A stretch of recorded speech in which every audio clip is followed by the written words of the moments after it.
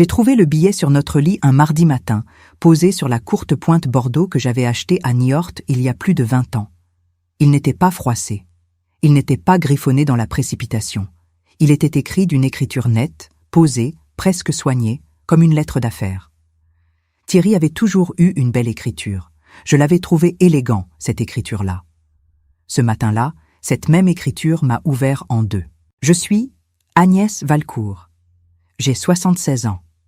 Je vis au 19 de la rue de l'Escale, à La Rochelle, dans un appartement dont les fenêtres donnent sur une ruelle pavée si étroite que le vent marin entre même quand on ferme tout. Il y a une odeur ici que je ne saurais pas décrire à quelqu'un qui n'a jamais vécu près de l'Atlantique. Une odeur de sel, de pierres mouillées, et parfois, quand le vent tourne, quelque chose qui ressemble au large. Une odeur d'ouverture. Ironique pour une femme qui a passé des années à ne pas vouloir regarder ce qui se trouvait juste sous ses yeux. Je vais vous raconter une histoire.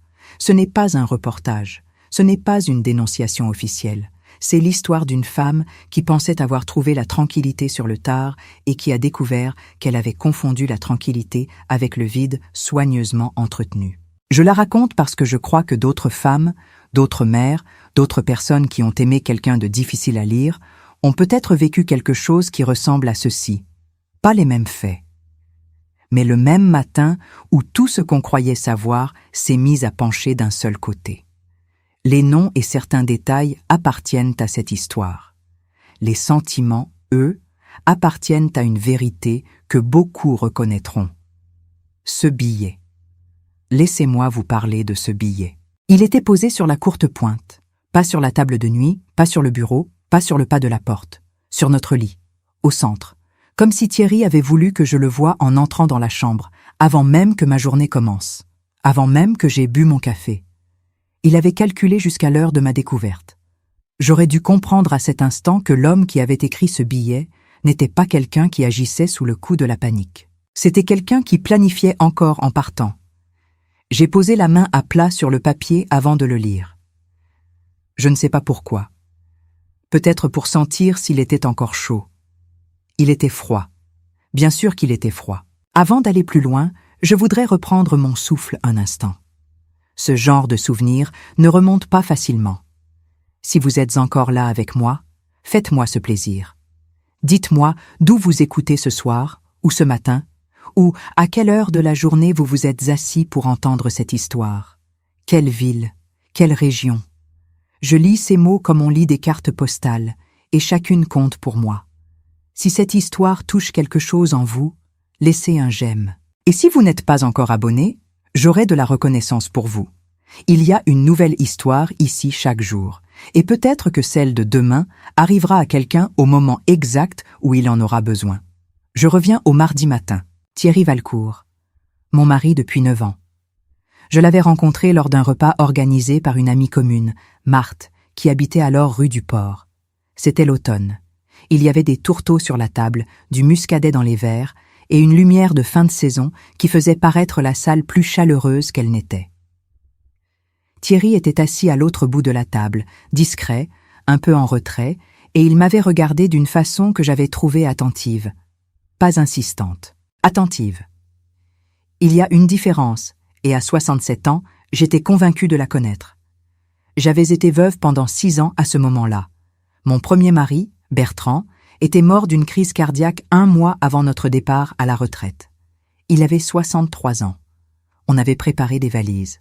On avait parlé de la Creuse, d'un jardin, d'un potager.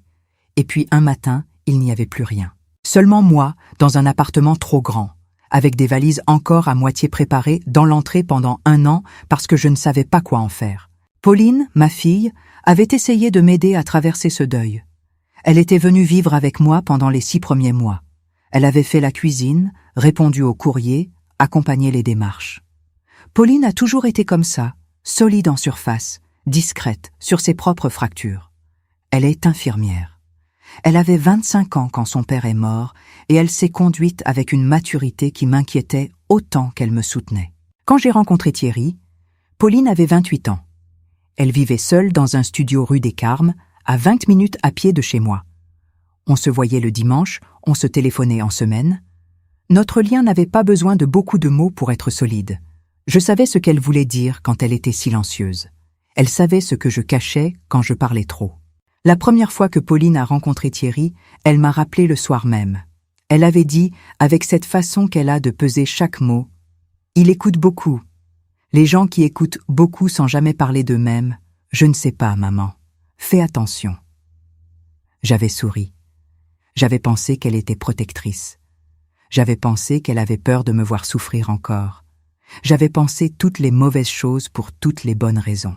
Je me suis mariée avec Thierry 14 mois après notre rencontre, dans la mairie du 1er arrondissement de La Rochelle, par un vendredi de mars avec un ciel blanc et un bouquet de freesias que j'avais choisi parce que Bertrand n'avait jamais aimé les freesias et que je voulais que ce mariage soit différent dans chaque détail. Pauline était là, elle souriait, mais elle tenait son sac à 2 mains, debout, et elle ne s'est pas rapprochée de Thierry pendant la réception. Je l'ai remarqué. Je l'ai classé dans la catégorie des choses que le temps arrangerait. Le temps n'a rien arrangé. Ce que j'ai compris bien plus tard, c'est que Pauline ne gardait pas ses distances par jalousie ou par deuil mal digéré.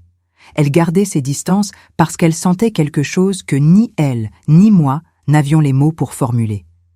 Il y a des alertes qui arrivent avant le langage, des alertes qui ressemblent à une gêne, à un malaise à table, à une envie de partir tôt. On appelle ça de la susceptibilité. Parfois, c'est de la lucidité. Thierry était notaire adjoint à la retraite, ou du moins c'est ce qu'il m'avait présenté comme sa trajectoire professionnelle. Il avait travaillé dans plusieurs villes, Quimper dans les années 2000, Fribourg pour une mission liée à un cabinet franco-suisse, Bayonne entre 2014 et 2019. Il avait des explications pour tout. Il avait des explications trop lisses, je le comprends maintenant. À l'époque, j'avais pris ses déplacements pour une carrière active, sa connaissance des documents pour de la compétence et son intérêt pour mes affaires administratives pour de la sollicitude. Il prenait soin de tout. Les déclarations, les courriers de la banque, les assurances. Il disait que ça lui faisait plaisir, que ça lui donnait un rôle utile, que ça lui rappelait son métier. Je lui laissais faire. À 67 ans, après 6 années à tout gérer seul, quelqu'un qui prend les papiers en main avec bienveillance, c'est du repos. C'est ce que je croyais. J'ai une habitude, depuis que je vis à La Rochelle. Chaque matin, je prépare du café dans une cafetière italienne en aluminium que j'ai depuis l'époque de mon premier mariage, une cafetière cabossée au bas, avec une poignée rafistolée avec du ruban adhésif rouge que Bertrand avait collé un dimanche parce que nous n'avions pas envie d'aller au magasin. Cette cafetière est l'objet le plus vieux de ma cuisine. Elle est sur la gazinière à 7h30 chaque matin. Et le bruit qu'elle fait quand le café monte, ce gargouillage rond et régulier, c'est le son de ma maison. C'est le son de moi qui existe. Ce mardi-là, je suis allé dans la cuisine avant de trouver le billet. J'ai mis la cafetière. Je l'ai entendu commencer à gargouiller. J'ai regardé par la fenêtre la ruelle encore dans la pénombre de 6h30 du matin. Et j'ai pensé que Thierry dormait encore, parce que sa porte était fermée comme toujours depuis quelques semaines. Oui, sa porte. Depuis combien de temps dormions-nous dans des chambres séparées? Depuis 6 ou 7 semaines. Il avait dit que mon souffle léger le réveillait, qu'il dormait mal, qu'il avait besoin d'une pièce fraîche. J'avais accepté. J'avais 76 ans et j'avais arrêté de me battre pour les petits symboles. J'ai pris mon café. J'ai mangé une tartine. J'ai attendu que la lumière entre dans la ruelle. Et puis je suis allé vers notre chambre pour récupérer ma robe de chambre que j'avais oubliée sur le dossier de la chaise. Le casque gris n'était plus sur le porte-manteau du couloir. Je ne l'ai pas remarqué immédiatement. Je l'ai noté comme on note la météo, sans lui donner de sens. Ce n'est qu'en poussant la porte de la chambre que j'ai vu la courte pointe. Et sur la courte pointe, le billet blanc, posé au centre, plié en deux, avec une précision qui me donne encore froid. Je vais vous lire ce que j'ai lu ce matin-là. Pas pour le sensationnel, pas pour le choc, mais parce que certaines phrases méritent d'être dites à voix haute pour qu'on comprenne ce qu'elles font à quelqu'un. Pauline n'a jamais été ma fille. Elle était la preuve que tu me laisserais entrer partout. En dessous, une liste. 4 lignes. Quimper, 2010. Fribourg, 2013. Bayonne, 2016. La Rochelle, 2026.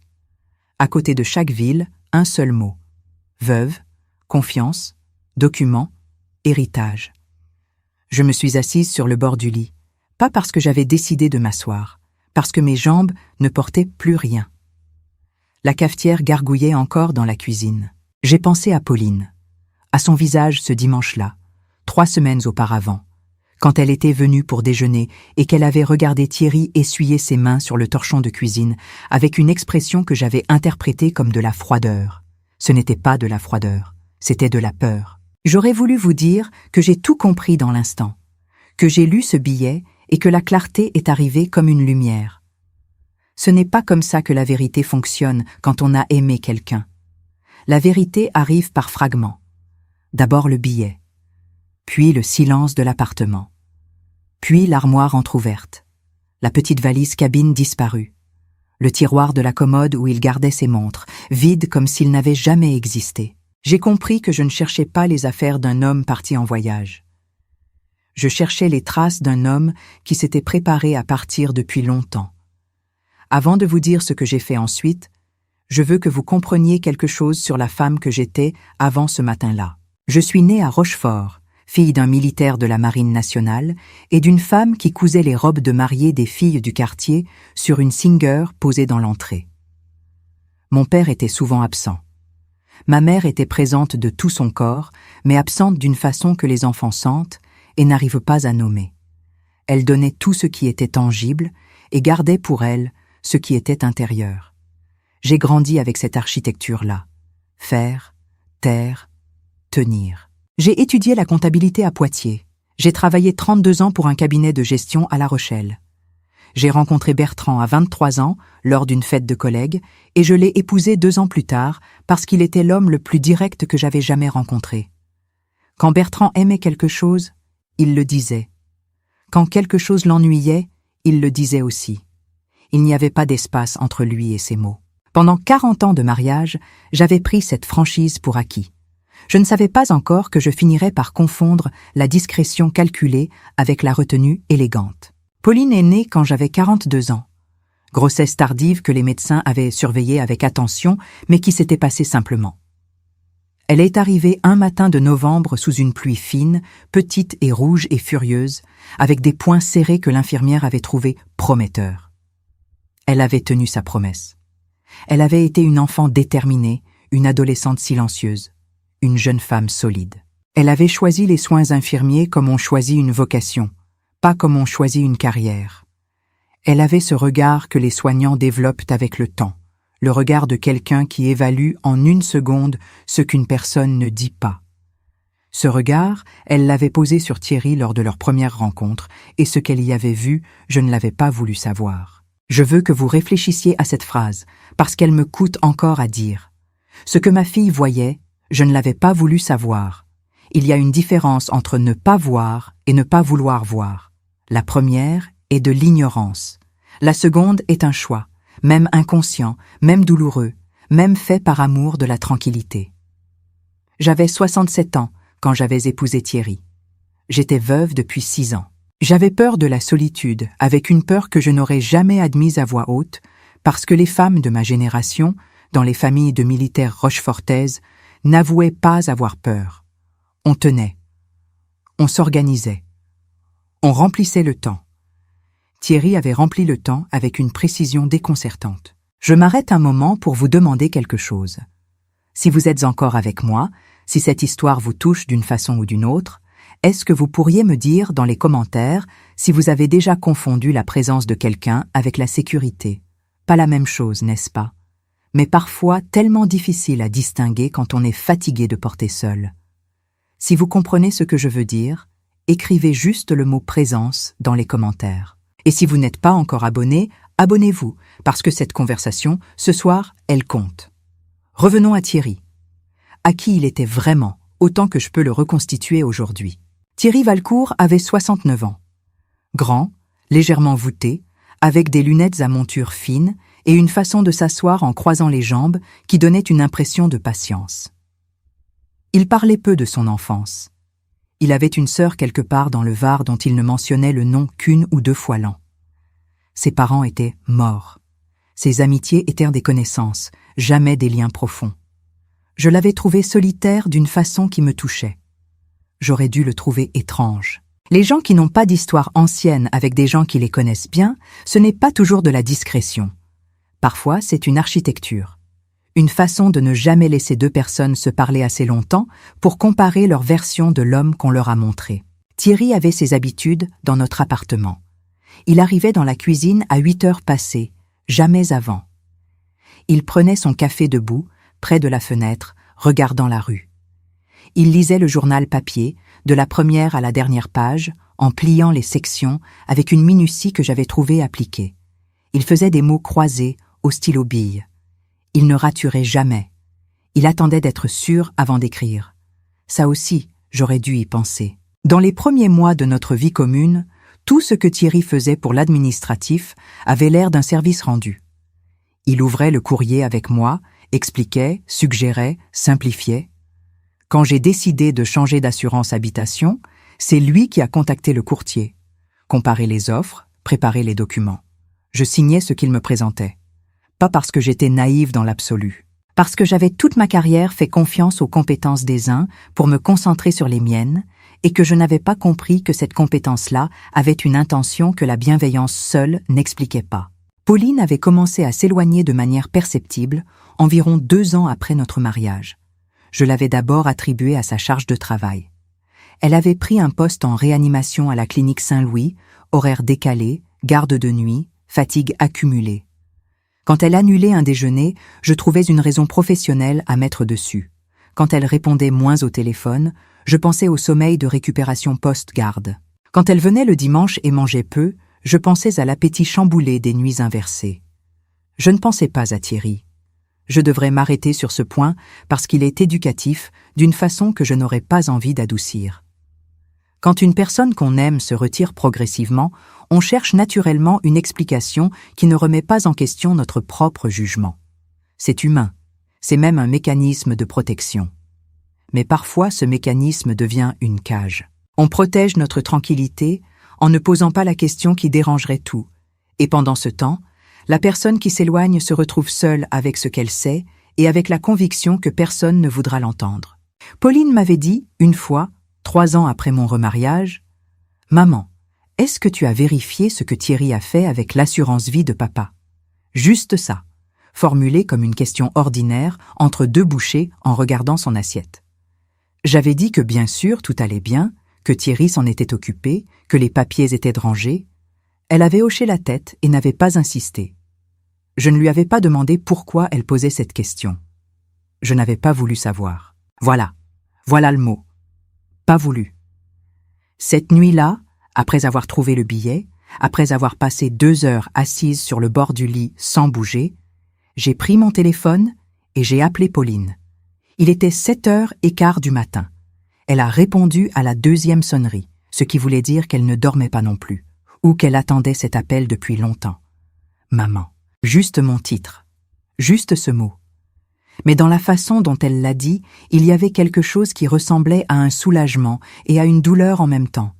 Comme quand quelqu'un apprend une mauvaise nouvelle qu'il savait venir et qui fait moins mal que l'attente, mais mal quand même. Je lui ai dit, il est parti, il y a un billet. Elle a dit, je sais, je venais demain, je ne savais pas comment te dire. Ce qu'elle savait depuis combien de temps, je ne pouvais pas encore mesurer ce matin-là. Je l'apprendrai bientôt.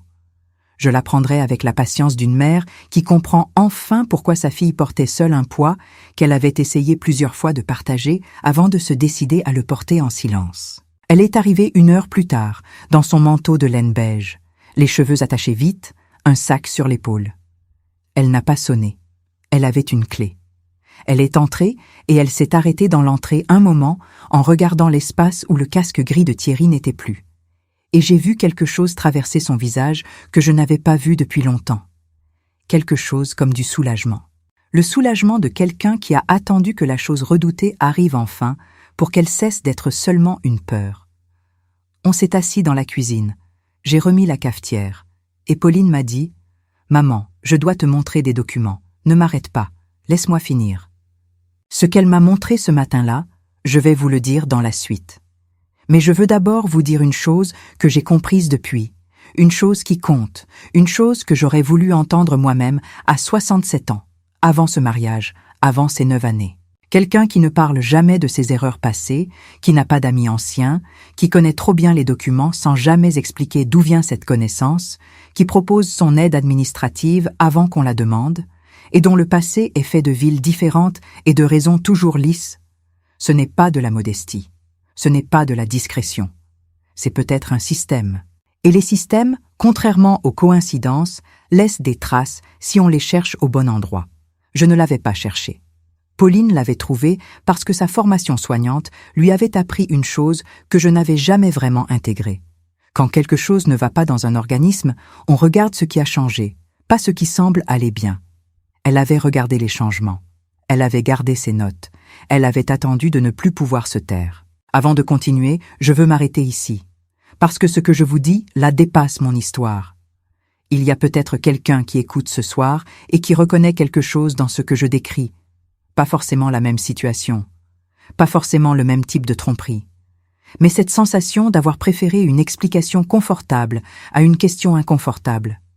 Si c'est vous, si vous vous reconnaissez dans ce silence que j'ai gardé, je veux que vous sachiez que ce silence n'est pas une honte, c'est une douleur. Et les douleurs méritent d'être regardées en face, même quand elles font peur. Dites-moi dans les commentaires d'où vous m'écoutez ce soir. Quelle ville? Quel moment de votre journée? Et si cette partie de l'histoire vous a appris quelque chose ou vous a rappelé quelque chose, écrivez-le simplement. J'aime savoir que je ne suis pas seule avec ça. Abonnez-vous si vous voulez être là demain, parce qu'il reste encore beaucoup à vous dire. Et la suite est plus lourde avant d'être plus légère. Pauline avait ouvert son sac sur la table de ma cuisine et elle en avait sorti une enveloppe Kraft. Pas une mince enveloppe. Une enveloppe épaisse, gonflée de feuilles pliées avec soin, certaines avec des agrafes, certaines avec des post-it de couleur que j'avais reconnus comme étant de ceux qu'elle utilisait à la clinique pour annoter les dossiers. Elle avait traité cette enveloppe comme un dossier médical. Elle avait été méthodique. Elle avait été soignante avant d'être fille. Le premier document qu'elle a posé devant moi était une copie d'une procuration. Une procuration signée de mon nom. Sur un compte que je n'avais pas souvenir d'avoir ouvert dans cette banque-là. J'ai dit « Je n'ai pas signé ça ». Elle a dit « Je sais ». Et puis elle a posé le deuxième document. Et le troisième. Et à chaque fois, elle attendait que je finisse de lire avant d'en poser un autre. Elle ne commentait pas. Elle attendait. Elle m'avait appris à attendre quand elle soignait. Elle m'appliquait sa propre méthode. Ce que ces documents montraient, c'était un fil tiré de plusieurs côtés en même temps, sur plusieurs années, avec des dates qui correspondaient chacune à une étape de notre vie commune. L'assurance dont elle m'avait parlé 3 ans auparavant. Un bénéficiaire changé. Une délégation de représentation sur un bien hérité de ma mère que j'avais supposé simplement administrer. Des courriers de relance pour des démarches que Thierry m'avait dit avoir complétées. J'aurais voulu vous dire que j'ai compris tout de suite l'ampleur. Je n'ai pas tout compris tout de suite. Ce que j'ai compris dans l'instant, c'est que chaque document représentait une occasion que j'avais donnée à Thierry de se placer entre moi et mes affaires. Et que lui, à chaque occasion, n'avait pas seulement aidé. Il avait inséré son nom, son accès, sa signature ou son influence à un endroit précis. Pauline avait ajouté, à la fin de l'enveloppe, une feuille à elle. Une feuille écrite à la main, recto verso, avec des dates et des observations en marge. Elle m'a dit que c'était son propre relevé.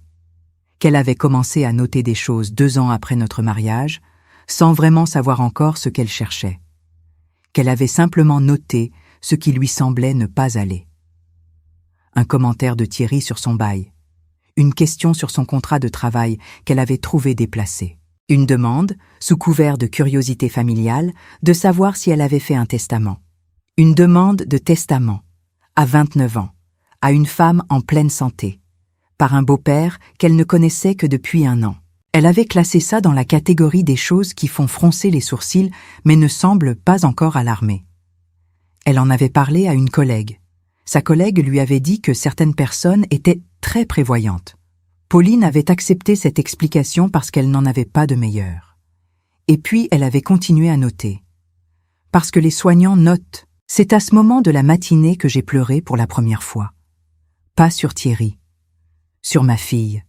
Sur les années où elle avait porté ça seule, où elle avait essayé de me poser des questions sans pouvoir me les poser vraiment, où elle était venue le dimanche et avait mangé peu et était repartie tôt avec ce sac à 2 mains serrées et cette âme qu'elle laissait dehors. J'ai dit « Pourquoi tu ne m'as pas dit plus tôt ?» Elle a dit « Parce que chaque fois que j'essayais, tu trouvais une explication qui te permettait de ne pas entendre. » Cette phrase, je la porte encore, je la porterai longtemps, pas comme une accusation, comme un miroir.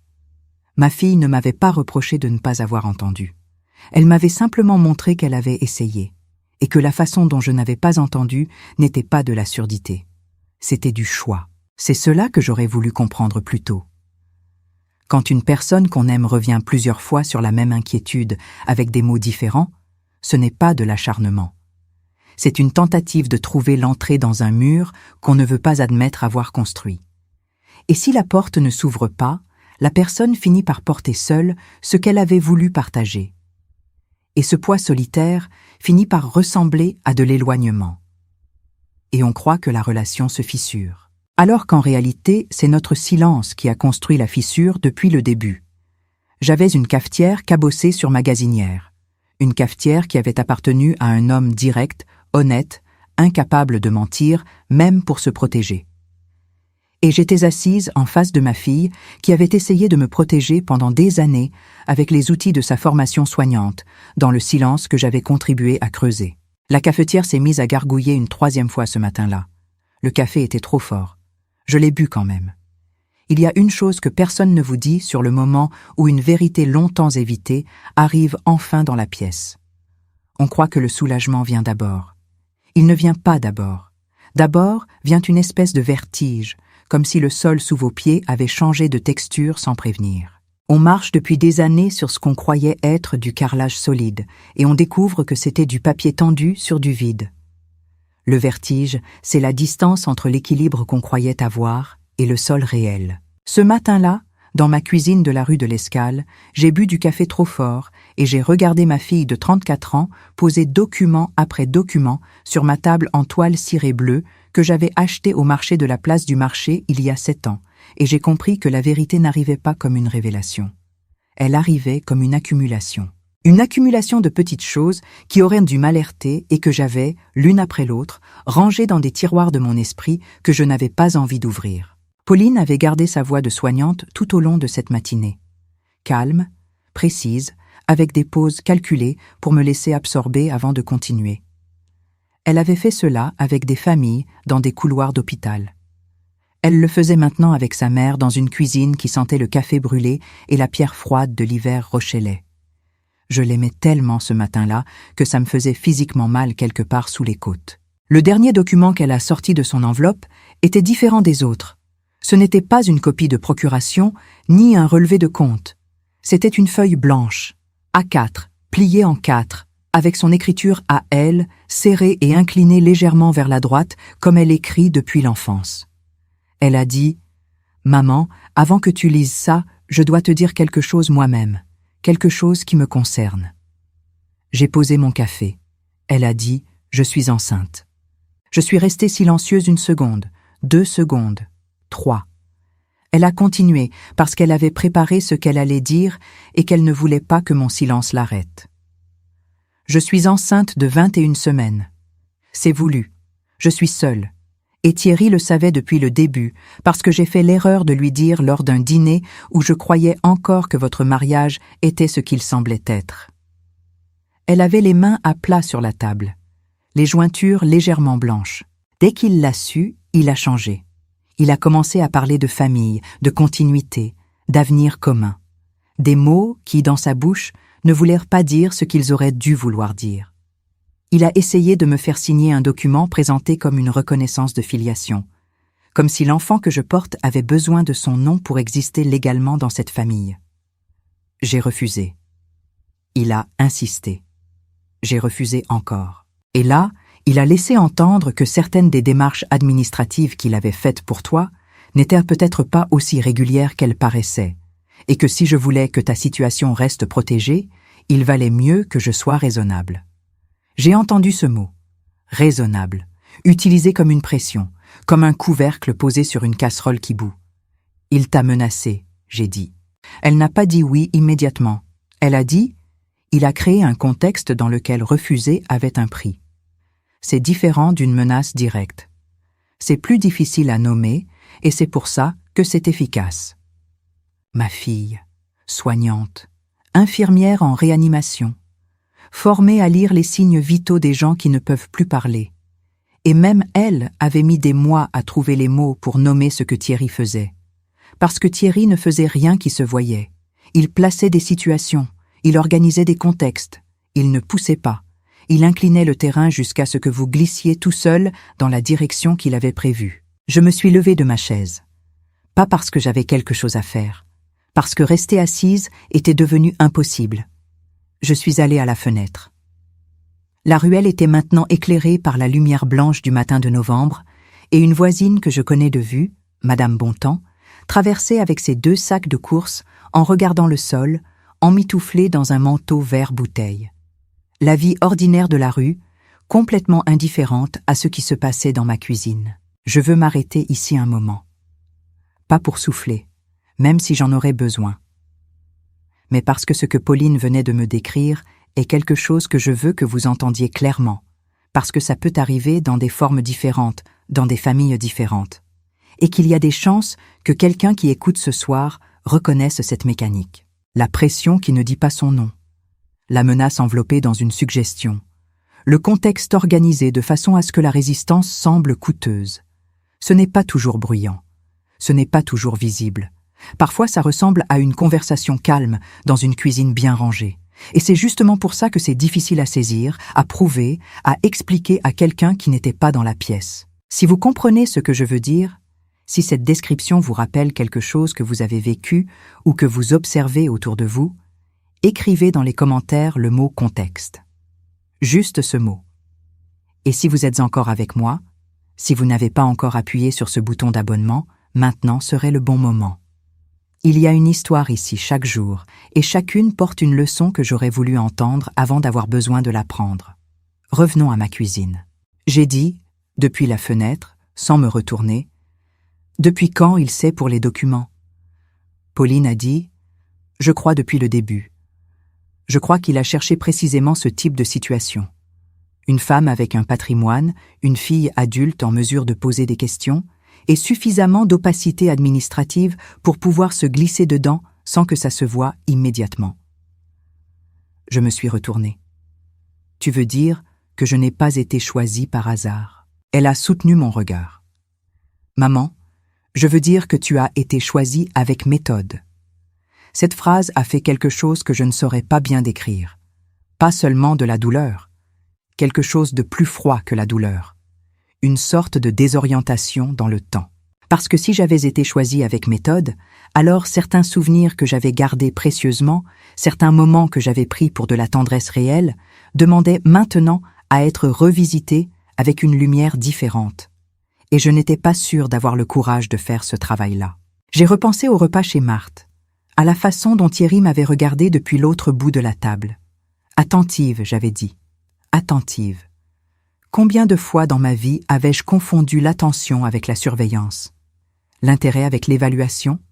La patience avec la planification? Pauline s'est levée à son tour. Elle est venue près de moi, pas pour me prendre dans ses bras, pas encore, mais pour se tenir à côté de moi, épaule contre épaule, toutes les deux regardant la ruelle par la fenêtre. Comme nous le faisions quand elle était adolescente et qu'elle avait quelque chose de difficile à dire. Elle avait toujours préféré parler côte à côte plutôt que face à face. Elle disait que c'était plus facile quand on n'avait pas à regarder la réaction de l'autre en temps réel.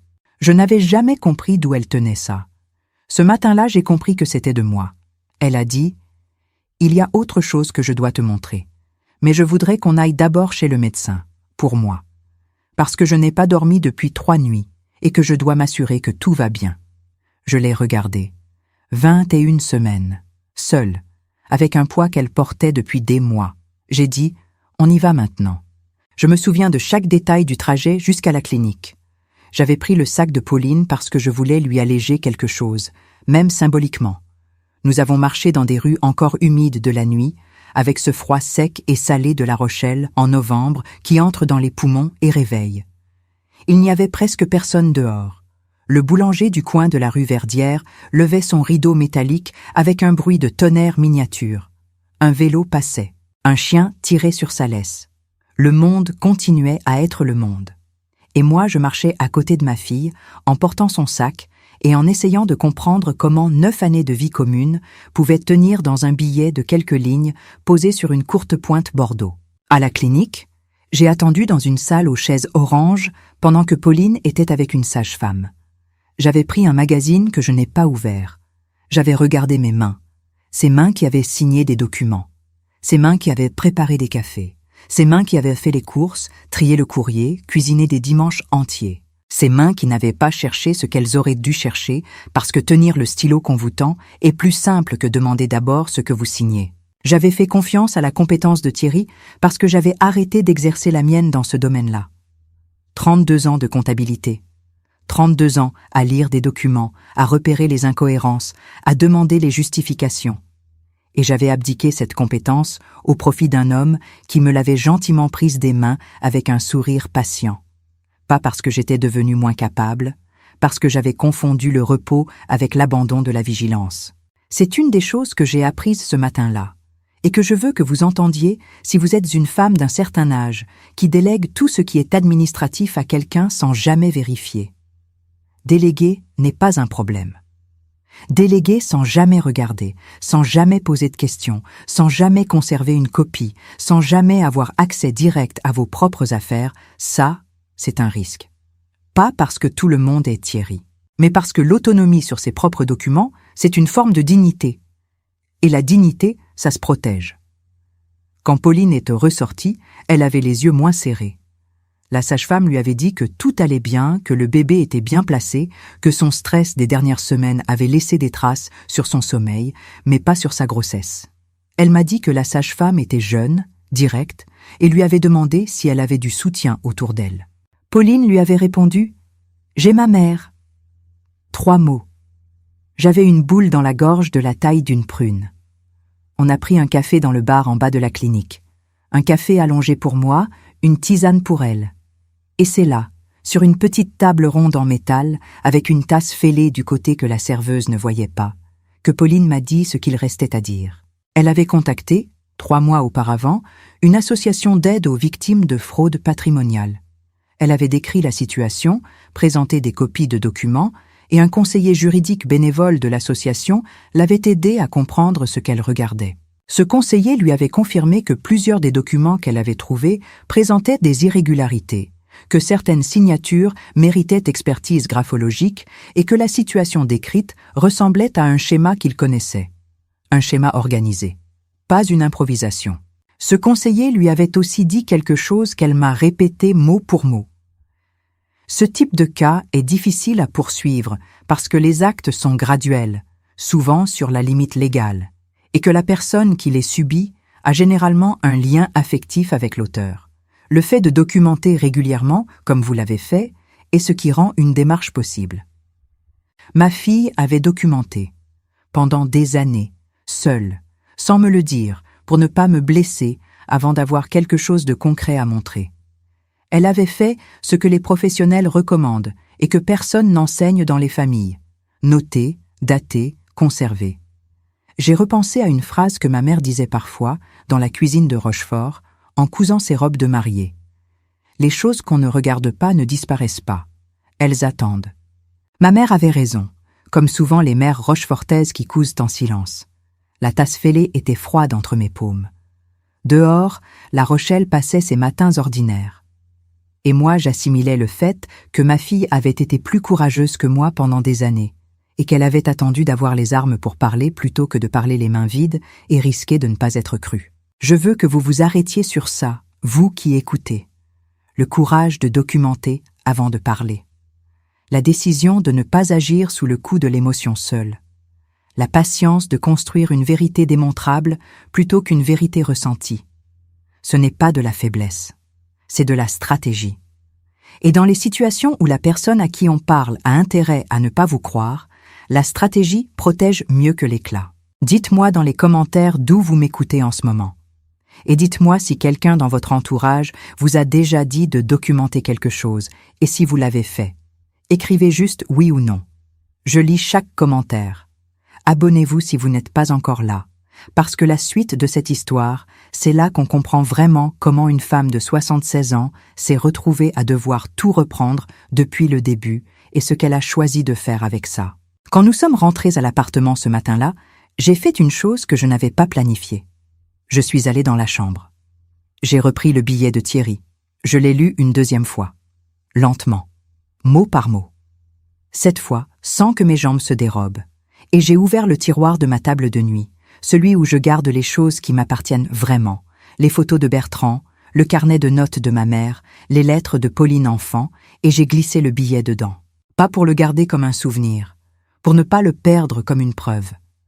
C'est ma fille soignante qui avait déteint sur moi.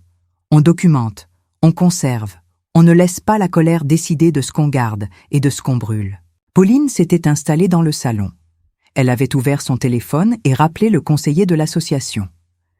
Elle lui a annoncé que la situation avait évolué, que le mari était parti cette nuit, qu'il y avait un billet, que nous avions les documents originaux. Le conseiller lui a demandé de ne rien déplacer dans l'appartement, de photographier ce qui restait tel quel, tiroir ouvert compris, avant de faire quoi que ce soit d'autre. Il a dit qu'il pouvait nous recevoir le lendemain matin. J'ai fait ce qu'il demandait. J'ai pris l'appareil photo que j'utilise pour les marchés et j'ai photographié l'armoire de Thierry, ouverte, avec ses cintres vides et l'espace net de la petite valise disparue.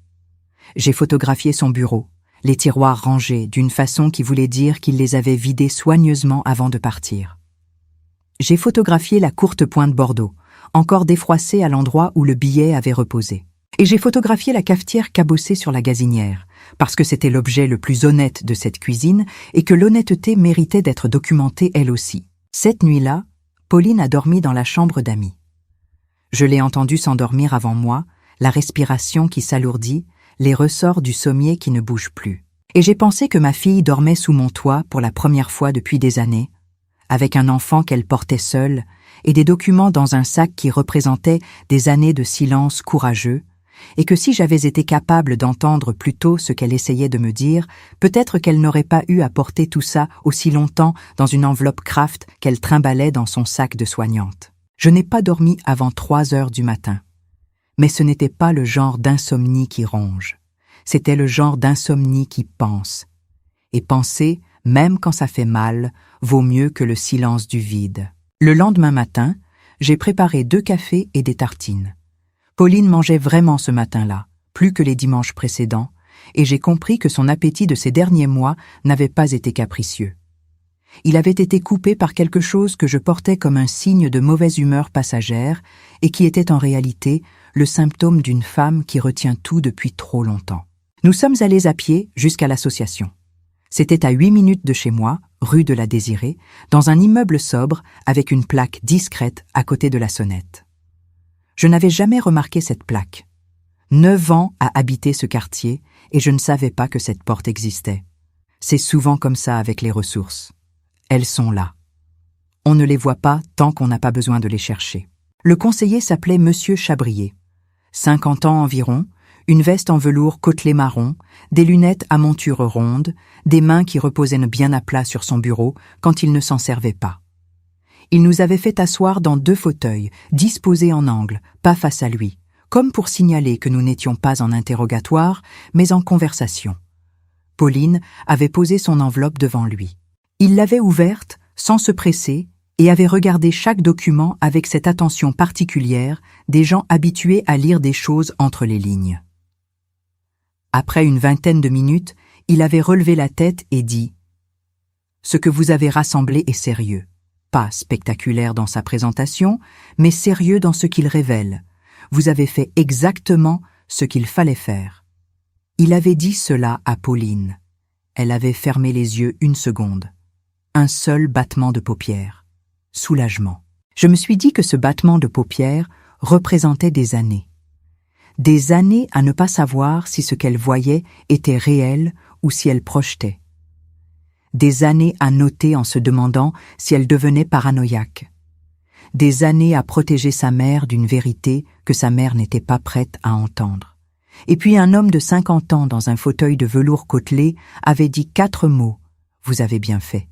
Et quelque chose s'était déposé dans la pièce comme une poussière fine. Monsieur Chabrier avait expliqué plusieurs choses avec précaution.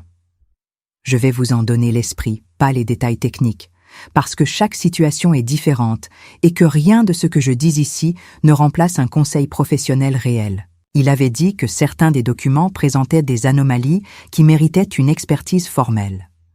Que la procuration sur ce compte, que je n'avais pas souvenir d'ouvrir, était contestable. Que la modification de bénéficiaires sur l'assurance était un point d'attention important. Et que le billet laissé par Thierry, avec sa liste de villes et ses annotations, était un document qui pouvait avoir une valeur dans une démarche officielle, non pas comme preuve directe d'un fait précis, mais comme indice d'un mode opératoire répétitif. Il avait dit aussi, ce type de schéma, quand il existe, s'arrête rarement à une victime. Les personnes qui procèdent ainsi misent sur la discrétion de chaque situation pour ne pas être reliées entre elles. J'avais pensé au nom sur le billet. Quimper, 2010. Fribourg, 2013. Bayonne, 2016. Il avait dit que si nous souhaitions faire une démarche formelle, la première étape serait de déposer une plainte avec les documents en notre possession, et que son association pouvait nous orienter vers les services compétents et nous aider à préparer ce dossier. Il n'avait rien promis d'autre. Il n'avait pas dit que Thierry serait retrouvé dans les 48 heures. Il n'avait pas dit que tout serait réparé rapidement. Il avait dit ce que la réalité permettait, que nous avions des éléments, que ces éléments méritaient d'être portés au bon endroit et que nous ne serions pas seuls dans la démarche. C'est tout ce qu'on peut demander à quelqu'un de sérieux. Pas des certitudes, pas de la magie. Un accompagnement honnête dans une réalité compliquée. Avant d'aller plus loin dans ce que nous avons fait ensuite, je veux m'arrêter ici, parce que je sais qu'il y a des gens qui m'écoutent ce soir et qui ont peut-être dans leur vie une situation qui ressemble à quelque chose de ce que je décris.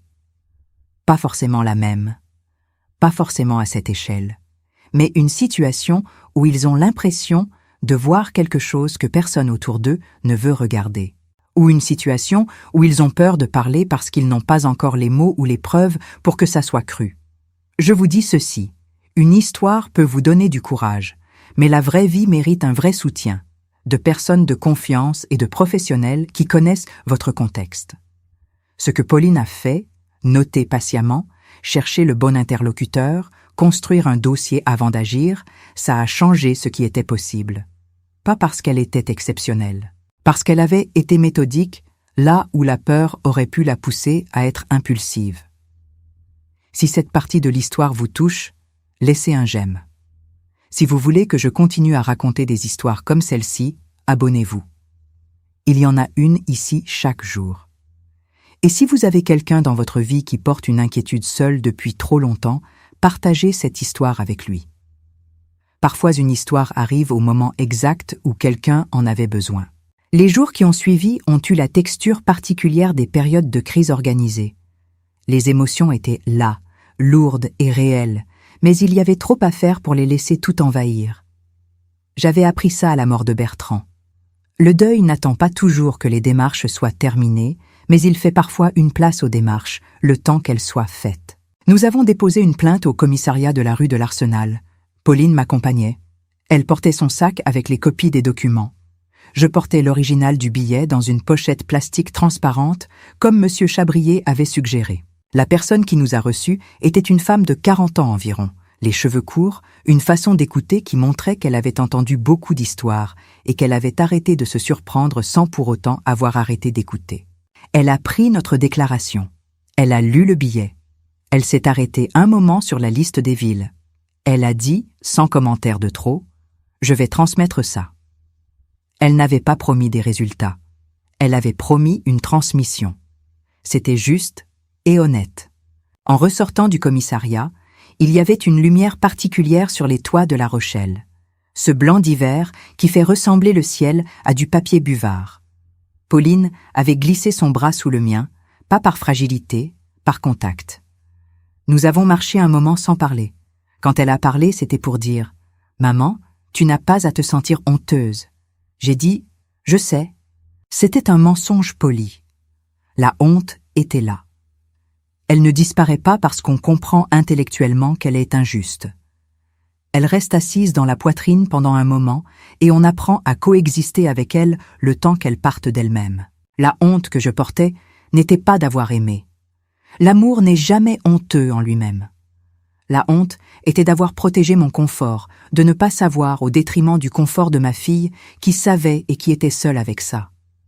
C'est une honte plus fine que la première, plus difficile à dissoudre, parce qu'elle touche non pas à notre naïveté, mais à nos choix. J'aurais voulu que Pauline se soit trompée. Pas pour que Thierry soit innocent. Pour ne pas avoir à regarder le nombre de fois où elle avait essayé de m'alerter et où j'avais, consciemment ou non, préféré l'interprétation la plus douce. Voilà ce que j'ai appris sur le déni familial. Ce n'est presque jamais de la stupidité. C'est presque toujours une économie. On calcule inconsciemment le coût de savoir contre le coût de ne pas savoir. Et parfois, le coût de savoir paraît si élevé, l'effort de tout reconstruire si immense, que le choix de ne pas regarder s'impose comme du bon sens. Il ne l'est pas, mais il en a l'apparence. Le vrai prix se paye plus tard. Et souvent, c'est quelqu'un d'autre qui le paye en premier. 2 semaines après le départ de Thierry, j'ai reçu un appel d'un service de police judiciaire d'une autre ville. Je ne vais pas préciser laquelle, parce que les démarches administratives et judiciaires ont leur rythme propre et que je ne veux pas vous laisser penser que les choses avancent vite dans ces situations. Elles n'avancent pas vite, elles avancent.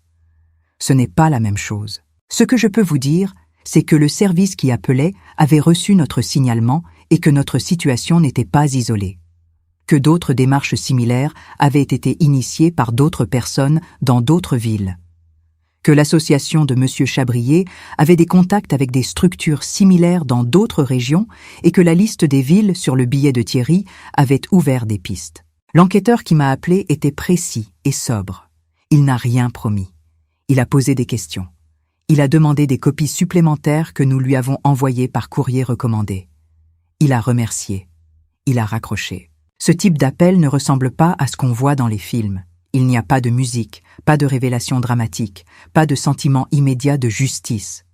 Il y a une voix au téléphone qui collecte des informations et qui représente un processus en marche. C'est moins satisfaisant que le drame, c'est plus réel. Pauline était avec moi quand j'ai raccroché. Elle a demandé ce qu'il avait dit. Je lui ai résumé.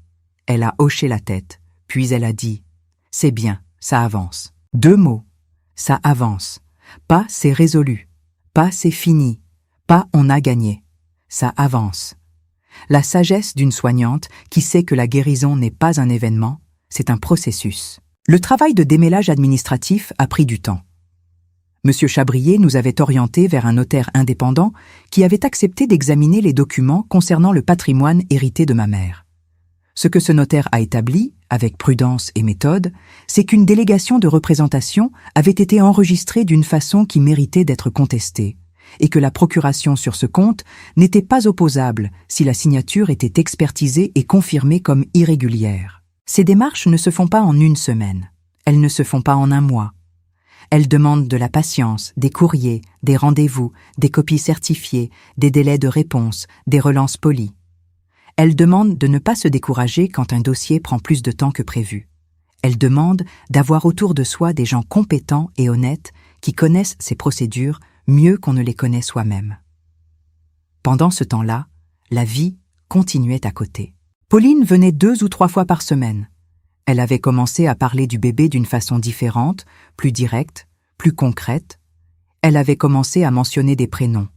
Elle avait acheté un gilet blanc en laine douce, si petit qu'il tenait dans le creux d'une main, et elle l'avait posé sur le bord de ma table de cuisine un mercredi matin, comme si c'était la chose la plus ordinaire du monde.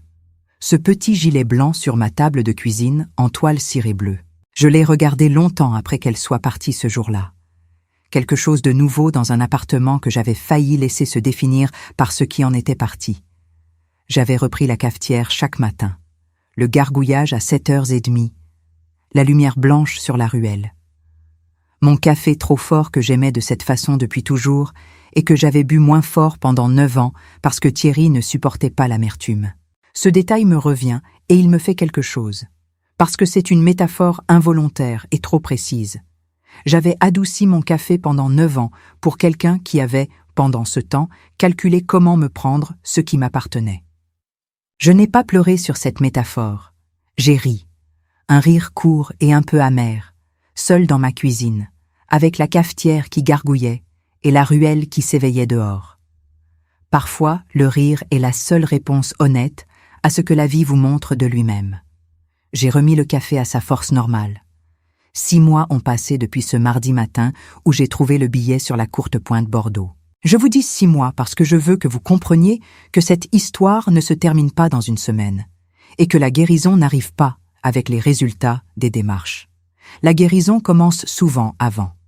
Elle commence dans les petites décisions quotidiennes qu'on prend sans s'en rendre compte, dans les gestes qu'on retrouve, dans les habitudes qu'on se réapproprie. Elle commence quand on cesse de se définir par ce qui nous a été fait et qu'on recommence à se définir par ce qu'on fait. La première chose que j'ai changée, c'est la cafetière. Non, je n'ai pas changé la cafetière. La cafetière cabossée avec le ruban adhésif rouge de Bertrand est toujours là, sur la gazinière, à 7h30 chaque matin. Ce que j'ai changé, c'est la force du café. Café fort, comme je l'aimais avant, comme je l'avais toujours aimé, comme je l'aurais continué à l'aimer si j'avais fait attention à ce genre de petites abdications qui n'ont l'air de rien et qui, additionnées sur 9 ans, font un portrait de soi qu'on ne reconnaît plus tout à fait. Le café fort est revenu. Et avec lui, quelque chose d'autre que je vais essayer de vous nommer correctement. Quelque chose comme la conscience d'occuper l'espace qui m'appartient. Pendant 9 ans, j'avais organisé ma maison, mes habitudes, mes goûts, mes horaires autour d'une présence qui avait l'air d'un soutien et qui était en réalité une infiltration progressive. Ce n'est pas un mot que j'utilise pour dramatiser. C'est le mot juste pour ce que Thierry faisait. Il s'infiltrait. Dans les documents, dans les décisions, dans les détails domestiques, dans la façon dont je parlais de moi-même à voix haute, dans la façon dont je n'osais plus m'exprimer sur certains sujets, parce qu'il avait une façon de soupirer légèrement, presque imperceptiblement, qui m'avait appris à m'auto-censurer sans que je m'en rende compte. Je le vois maintenant. Je ne le voyais pas avant parce que l'infiltration progressive ne ressemble pas à une invasion. Elle ressemble à une installation confortable. Et on n'examine pas ce qui est confortable. On s'y installe. Je me suis rassise dans ma propre vie, comme on se rassied dans un fauteuil qu'on avait laissé à quelqu'un d'autre par politesse, et qu'on retrouve avec surprise parce qu'il est exactement à sa place, et qu'on avait oublié comme il était bien fait pour nous.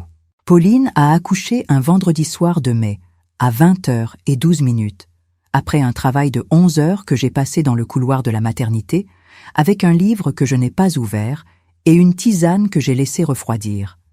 Quand la sage-femme est venue me chercher, elle souriait. Elle avait dit « Vous pouvez entrer ». Pauline était appuyée contre les oreillers, les cheveux collés sur le front, avec cette expression particulière que je n'avais vue que 2 fois dans ma vie sur des visages de femmes qui viennent d'accoucher. Un mélange d'épuisement total et de quelque chose qui n'a pas de nom exact, mais qui ressemble à l'arrivée au bout d'une traversée longtemps redoutée. Elle tenait le bébé contre elle, emmailloté dans une couverture rayée rose et blanc de la maternité. Elle m'a regardé entrer. Elle a dit « Maman, juste ça, encore, mon titre, mon seul titre qui compte vraiment ». J'ai approché ma chaise du lit et j'ai regardé le visage de cet enfant pour la première fois. Une petite fille, des poings serrés, comme sa mère 34 ans plus tôt, comme si les bébés de cette famille arrivèrent dans le monde déjà décidés à tenir quelque chose. Pauline a dit « Je vais l'appeler Marguerite ». J'ai demandé pourquoi Marguerite. Elle a dit « Parce que les marguerites poussent même dans les terres difficiles, et parce que c'est beau sans être fragile. » J'aurais voulu vous dire que je n'ai pas pleuré.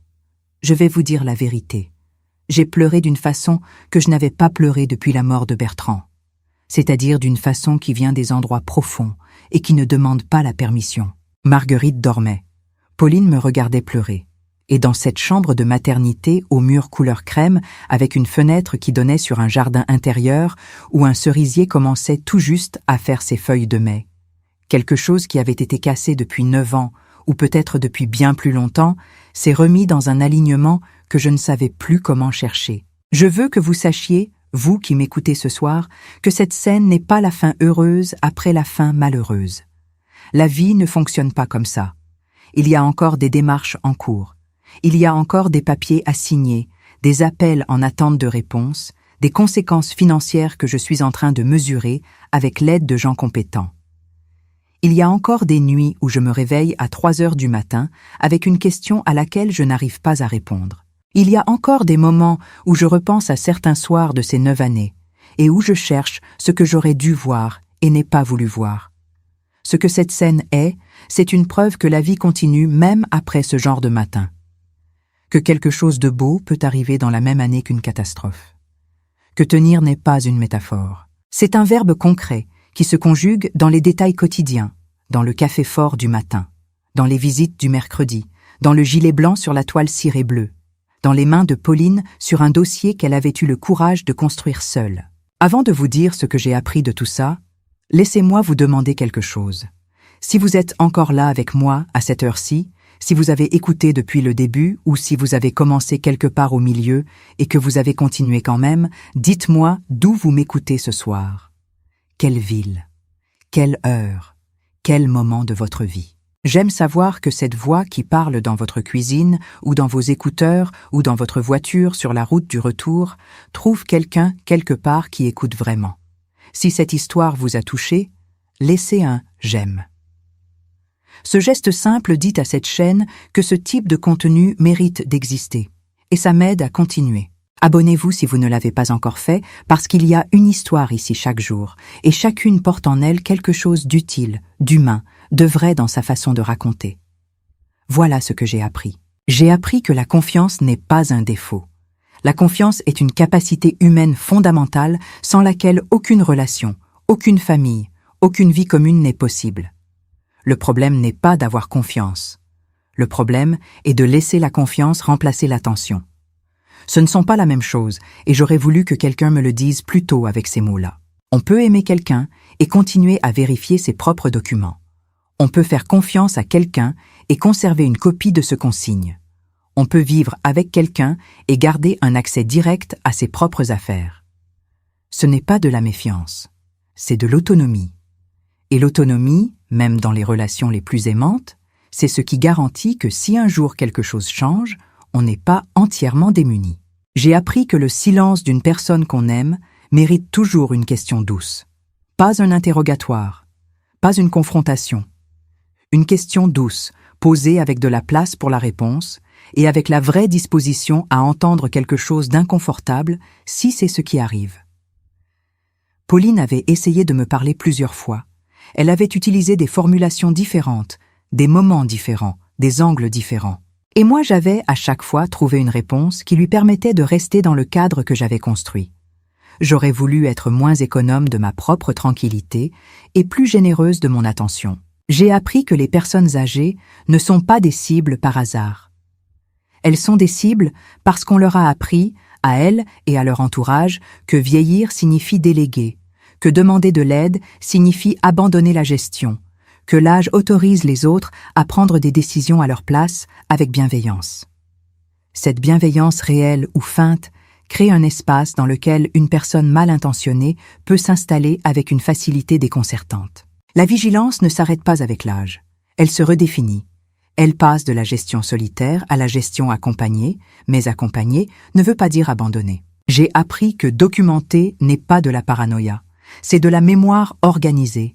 Et la mémoire organisée protège dans les situations où la mémoire seule ne suffit pas, parce que les situations compliquées arrivent souvent progressivement, et que ce qui était anodin au mois de janvier prend un sens différent relié aux détails du mois de juin, à condition de l'avoir noté. J'ai appris que chercher de l'aide n'est pas un aveu de faiblesse, c'est une décision intelligente. Monsieur Chabrier, dans son fauteuil de velours côtelé, la sage-femme jeune et directe, l'enquêteur sobre au téléphone, le notaire indépendant. Ces gens n'ont pas résolu ma situation à ma place. Ils m'ont donné les outils pour la traverser avec moins de risques d'erreur que si j'avais agi seul sous le coup de la colère ou de la peur. Leur rôle n'était pas de me sauver. Leur rôle était de m'accompagner. Et j'aurais dû apprendre plus tôt à chercher ce type d'accompagnement avant que la situation devienne urgente. J'ai appris que ma fille est plus courageuse que je ne le savais. Pas parce qu'elle n'avait pas peur. Parce qu'elle avait peur et qu'elle a documenté quand même. Elle avait peur de ne pas être crue et elle a cherché des preuves quand même. Elle avait peur de me blesser et elle a continué à chercher une façon de me parler quand même. Le courage ne ressemble pas toujours à de l'héroïsme visible. Parfois, il ressemble à une femme de 34 ans avec une enveloppe Kraft dans son sac de soignante, qui attend le bon moment depuis des années en espérant qu'il ne sera pas trop tard. Il n'était pas trop tard. J'ai appris, enfin, que la honte se nourrit du silence et meurt à l'air libre. Pas immédiatement, pas sans douleur, mais elle meurt. La honte que j'avais portée d'avoir été choisie avec méthode, d'avoir préféré ne pas savoir, d'avoir laissé ma fille porter seule ce qu'elle essayait de partager, cette honte a commencé à se dissoudre le jour où j'en ai parlé à voix haute. D'abord à Pauline, puis à Monsieur Chabrier, puis, de façon plus indirecte, en acceptant de raconter cette histoire parce que peut-être qu'une femme quelque part, en entendant ce que j'avais vécu, déciderait de poser une question qu'elle repoussait depuis trop longtemps. Il y a une chose que j'aurais voulu que quelqu'un me dise avant que tout cela arrive. Une seule phrase, simple, qu'on ne dit pas assez aux femmes vieillissantes, aux personnes qui vivent seules depuis trop longtemps, aux gens qui ont confondu la tranquillité avec l'amour. Votre jugement n'expire pas avec l'âge. Votre droit à vérifier n'expire pas avec l'âge. Votre droit à dire non, à demander, à questionner, à conserver une copie, à appeler quelqu'un d'autre pour avoir un deuxième avis, ce droit-là ne périme pas. Il ne périme pas à 67 ans quand on se remarie. Il ne périme pas à 76 ans quand on trouve un billet sur une courte pointe Bordeaux. Il ne périme jamais. Aujourd'hui, la cafetière cabossée gargouille à 7h30. Le ruban adhésif rouge de Bertrand tient encore, 30 ans après qu'il l'a collé un dimanche sans envie d'aller au magasin. Marguerite a 3 mois. Elle dort dans un couffin que j'ai installé dans le salon certains mercredis après-midi quand Pauline a ses consultations et qu'elle me la confie pour 2 heures. Elle a des poings serrés même en dormant. Elle va ressembler à sa mère et sa mère ressemble à quelqu'un qui tient. Le billet de Thierry est toujours dans le tiroir de ma table de nuit. Pas parce que je ne peux pas m'en séparer. Parce que tant que les démarches sont en cours, c'est là qu'il doit être. Dans un endroit sûr, accessible, protégé. Quand ces démarches seront terminées, je déciderai de ce que j'en fais. Peut-être rien de particulier. Peut-être que je le sortirai du tiroir, que je le poserai sur la table de la cuisine, que je le regarderai une dernière fois à la lumière du matin et que je comprendrai ce qu'il signifie maintenant que la peur n'en épaissit plus la lecture. Ce qu'il signifiera, je crois, c'est ceci. J'ai lu ce billet le matin du départ de Thierry et j'ai cru que c'était la fin de quelque chose. C'était la fin d'une erreur. Ce n'est pas la même chose. La fin d'une erreur est un début. Je veux aussi vous dire quelque chose à vous, directement, avant de terminer. À vous qui prenez soin d'un parent âgé, d'une mère, d'un père, d'un grand-parent, d'un voisin vieux et seul, continuez à regarder. Pas avec suspicion permanente, pas avec la fatigue du contrôle, mais avec l'attention de quelqu'un qui sait que les petits changements parlent souvent plus fort que les grandes déclarations. Un appétit qui change, un courrier qui n'arrive plus, un ami qui ne vient plus, une facture payée 2 fois, une hésitation avant de répondre à une question simple. Ces détails ne prouvent rien seuls. Ensemble, s'ils se multiplient, ils méritent une question douce et un regard attentif. La plupart du temps, il n'y a rien de grave. Mais les fois où il y a quelque chose, être là et regarder fait toute la différence. À vous qui êtes une personne âgée et qui écoutez cette histoire, votre dignité n'est pas négociable. Votre autonomie sur vos propres affaires n'est pas quelque chose à abandonner par politesse ou par gratitude pour une aide reçue. Demander de l'aide et garder le contrôle ne sont pas contradictoires. Vous avez le droit de demander à voir ce que vous signez. Vous avez le droit de prendre le temps de lire. Vous avez le droit d'appeler quelqu'un d'autre pour vérifier. Personne qui vous veut vraiment du bien ne sera offensé par votre prudence. Et quelqu'un qui l'est devrait vous faire réfléchir sur les raisons de cette offense. À vous qui portez quelque chose seul depuis trop longtemps, qui savez quelque chose que personne autour de vous ne veut entendre, qui avez essayé de parler et n'avez pas été cru. Continuez, documentez, notez les dates, gardez les copies, cherchez un interlocuteur compétent, pas seulement un proche bienveillant. La première personne qui ne vous croit pas n'est pas la preuve que vous avez tort. C'est parfois la preuve que vous n'avez pas encore trouvé la bonne porte. Pauline a trouvé la bonne porte. Elle m'a emmené avec elle. Et maintenant, il y a une petite Marguerite au poing serré qui dort dans un couffin le mercredi après-midi dans un appartement de La Rochelle où le vent marin entre même quand tout est fermé et où une cafetière cabossée avec du ruban adhésif rouge fait son bruit ronflant et familier chaque matin à 7h30, fidèle comme une promesse que personne n'a su défaire. Je suis Agnès Valcourt. J'ai 76 ans. Et j'ai appris, trop tard et juste à temps, que regarder la vérité en face est toujours moins douloureux à long terme que de vivre confortablement dans son absence. Je suis heureuse que vous ayez été là ce soir. Si cette histoire vous a touché, si elle vous a appris quelque chose ou rappelé quelque chose, si elle vous a donné le courage de poser une question que vous remettiez depuis trop longtemps, ou si elle vous a simplement tenu compagnie pendant une heure difficile, laissez un j'aime. Ce geste ne vous coûte rien et il me dit que ce que je raconte compte pour quelqu'un. Abonnez-vous si vous voulez être là demain, parce qu'il y a une histoire ici chaque jour, et je les raconte une par une avec tout ce que j'ai. Dites-moi dans les commentaires d'où vous écoutez ce soir. Quelle ville, quelle heure, quel moment de votre vie. J'aime imaginer les endroits où ces mots arrivent. Une cuisine à Lyon, une voiture garée à Rennes, une chambre à Bordeaux, un salon à Bruxelles, une terrasse à Montréal, un couloir d'hôpital entre deux gardes. Chaque endroit compte. Chaque personne qui écoute compte. Et si vous connaissez quelqu'un qui porte une inquiétude seul, quelqu'un qui essaie de parler et n'est pas entendu, quelqu'un qui prend soin d'une personne âgée et qui a besoin de se rappeler que l'attention est un acte d'amour, partagez cette histoire avec lui. Parfois, une histoire arrive exactement quand quelqu'un en avait besoin. Vous pouvez être la personne qui la lui envoie. Pour terminer, je voudrais vous demander une dernière chose. Si vous avez vraiment écouté, si vous avez été là depuis le début ou presque, écrivez dans les commentaires le mot « éveillé ». Pas parce que c'est une magie, pas parce que vous étiez destiné à l'entendre, mais parce que rester éveillé, rester attentive, continuer à regarder ce qu'on préférerait ne pas voir, c'est le choix le plus difficile et le plus utile qu'on puisse faire pour les gens qu'on aime. De mon appartement de la rue de l'Escale, avec le vent de l'Atlantique qui entre par les fenêtres même quand tout est fermé, avec la cafetière qui gargouille, et Marguerite qui dort, et Pauline qui rentre dans une heure, je vous souhaite une bonne nuit, un bon matin, ou quel que soit le moment où vous entendez ces mots. Prenez soin des gens qui vous font confiance, et prenez soin de vous-même avec la même rigueur que vous leur accordez.